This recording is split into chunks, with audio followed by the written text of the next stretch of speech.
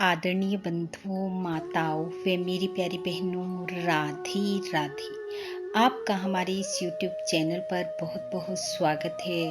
बंधुओं, आज हम इस वीडियो में भगवती तुलसी की कथा सुनेंगे, जिसे सुनने सुनाने से भगवान श्री हरि व माँ लक्ष्मी की कृपा से मनुष्य को मान, यश, धन, संतान, सुख व आरोग्यता की प्राप्ति होती है।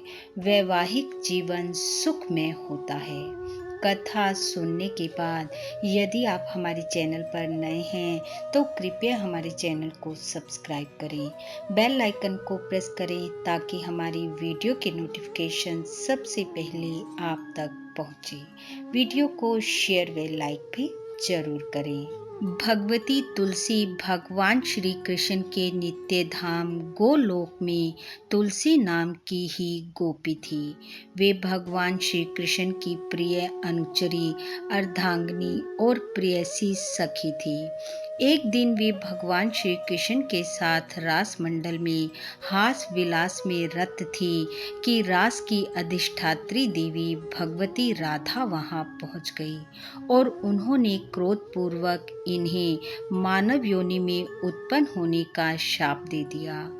गोलोक में ही भगवान श्री कृष्ण के प्रधान पार्षदों में एक सुदामा नामक गोप भी था।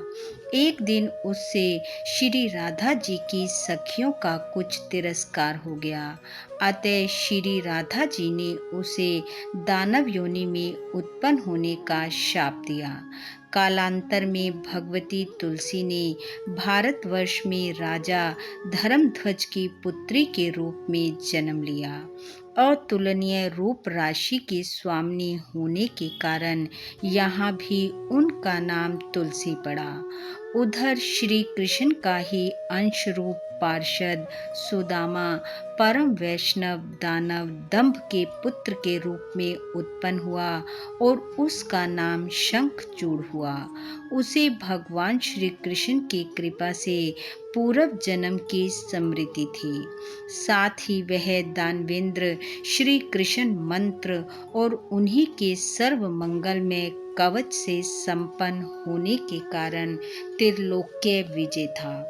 भगवती तुलसी ने भगवान नारायण को पति रूप में प्राप्त करने के लिए बद्रीवन में अत्यंत कठोर तपस्या की। तुलसी की घोर तपस्या को देखकर लोक पिता में ब्रह्मा जी ने उसे वर देते हुए कहा, हे तुलसी, भगवान श्री कृष्ण के अंग से प्रकट सुदामा नामक गोप, जो उनका साक्षात अंश ही है, राधा के शाप से शंखचूड़ नाम से दनुकुल में उत्पन्न हुआ है। इस जन्म में वह श्री कृष्ण अंश तुम्हारा पति होगा। इसके बाद वे शांत स्वरूप नारायण तुम्हें पति रूप से प्राप्त होंगे। यही बातें ब्रह्मा जी ने शंखचूड़ से भी कही और उन दोनों का गंधर्व विवाह करवा दिया। परम सुंदरी तुलसी के साथ आनंद में जीवन बिताते हुए प्रतापी राजा अधिराज शंखचूड़ ने दीर्घ काल तक राज्य किया। देवता, दानव, असुर, गंधर्व, किन्नर और राक्षस सभी उसके वश में थे। अधिकार छिन जाने के कारण देवताओं की स्थिति भिक्षुकों जैसी हो गई थी। वे ब्रह्मा जी के पास जाकर अत्यंत विलाप करने लगे। उनकी दयनीय दशा देखकर ब्रह्मा जी उन सब को लेकर भगवान शंकर के पास गए।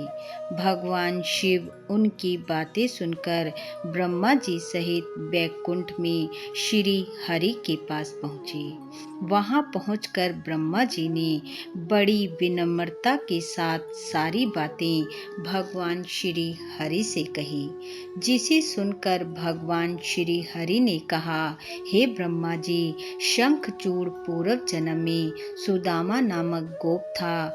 वह मेरा प्रधान अंश था। श्री राधा जी के शाप से उसे दानव योनि की प्राप्ति हुई है। वह अपने कंठ में मेरा सर्वमंगल नामक कवच धारण किए हुए है। उसके प्रभाव से वह त्रिलोक विजयी है। उसकी पत्नी तुलसी भी पूर्व जन्म में गोलोक में गोपी थी और राधा जी के शाप से मृत्यु लोक में अवतरित हुई है। वह परम पतिव्रता है, अतः उसके पतिव्रत के प्रभाव से शंखचूड़ को कोई मार नहीं सकता।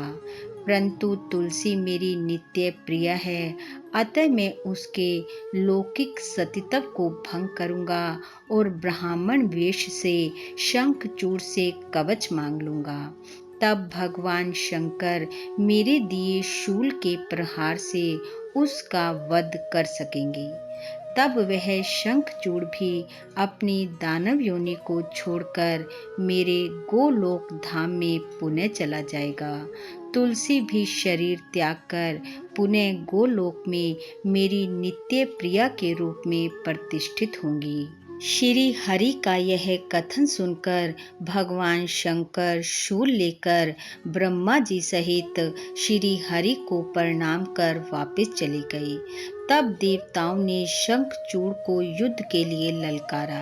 श्री हरि ने अपने कथन अनुसार वृद्ध ब्राह्मण का वेश धारण कर शंखचूड़ से अपना सर्व मंगलकारी कृष्ण कवच मांग लिया और शंखचूड़ का स्वरूप धारण कर तुलसी से हास विलास किया, जिससे उसका सतीत्व भंग हो गया।